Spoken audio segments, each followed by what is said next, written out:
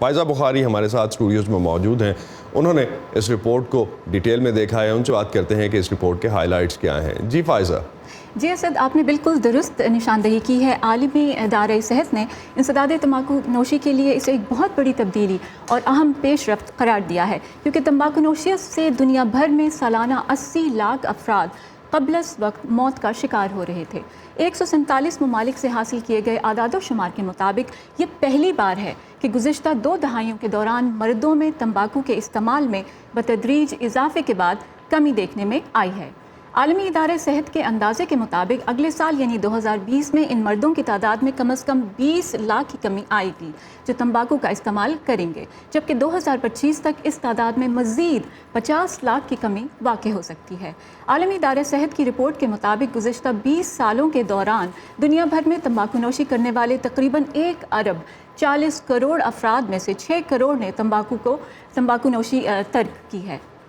یہاں یہ بات قابل ذکر ہے کہ تمباکو نوشی ترک کرنے والے ان افراد میں اکثریت خواتین کی ہے، جبکہ دوسری جانب اگر تمباکو نوشی کرنے والے نوجوانوں کے بارے میں بات کی جائے تو اعداد و شمار اتنے حوصلہ افزا نہیں ہیں.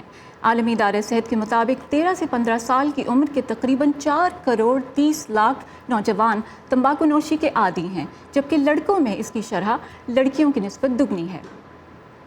پاکستان 2005 میں عالمی ادارہ صحت کے تمباکو کے استعمال کے کنٹرول کرنے کی مہم کا حصہ بنا تھا.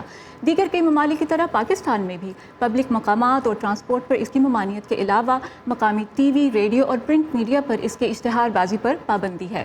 محکمہ صحت کی جانب سے پابند کیا گیا ہے کہ سگریٹ کی جو ڈبی ہوتی ہے اس کے 60% حصے پر تمباکو نوشی کے مضر اثرات کی اطلاع اور تصویر ہونا لازم ہے.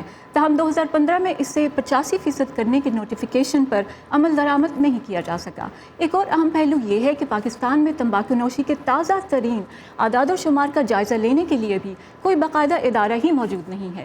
حکومتی اندازوں کے مطابق پاکستان میں سالانہ 1 لاکھ کے قریب افراد تمباکو نوشی کی وجہ سے موت کا شکار ہوتے ہیں، تاہم عالمی ادارے اس تعداد کو کہیں زیادہ بتاتے ہیں. لاہور سے ہماری ساتھی سمن خان نے اس حوالے سے ڈاکٹر نور الزمان رفیق سے بات کی جو ایڈکشن ٹریٹمنٹ اسپیشلسٹ ہیں. آئیے آپ کو دکھاتے ہیں.